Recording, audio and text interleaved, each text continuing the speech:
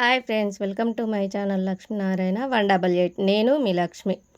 సోరకాయ పులుసు ఎలా చేసుకున్నాడో చూద్దాం. సోరకాయ పొట్టు తీసేసుకొని ఇలా ఈ సైజులో ముక్కలు కట్ చేసుకోవాలి. గువ్వమైతే తీయొద్దు. ఒక గిన్నె పెట్టుకొని పల్లీలు, నువ్వులు,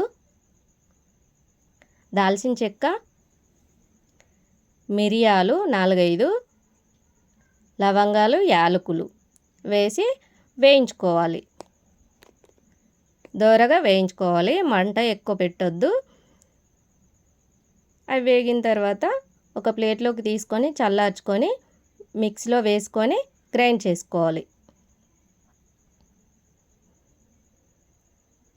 అలా పట్టిన తర్వాత ఇప్పుడు అందులో టమాటా ముక్కలు వేసుకోవాలి. అది పేస్ట్ లాగా పట్టుకోవాలి. గిన్నెలో తీసుకొని పక్కకి ఉంచుకోవాలి.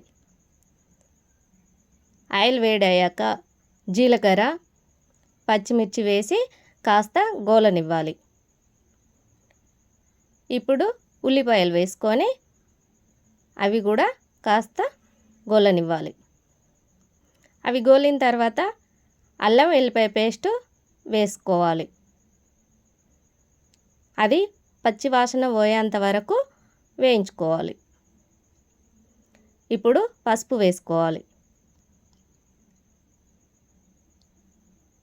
మనం కట్ చేసి ఉంచుకున్న సోరకాయ ముక్కలు వేసుకొని కలుపుకోవాలి.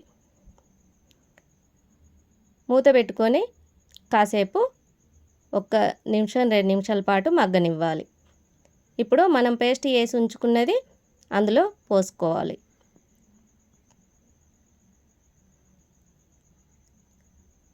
మంచిగా కలిపిన తర్వాత ఇప్పుడు కారం టీ స్పూన్ వేసుకోవాలి. ధనియా పొడి, తగినంత ఉప్పు వేసి కలుపుకోవాలి. క్యాప్ పెట్టి కాసేపు ఉడకనివ్వాలి. ఇప్పుడు చింతపండు పులుసు పోసుకోవాలి. అది కాస్త ఉడికిన తర్వాత కరివేపాకు వేసుకోవాలి. మూత పెట్టి ఇంకో 2-3 నిమిషాలు ఉడకనివ్వాలి.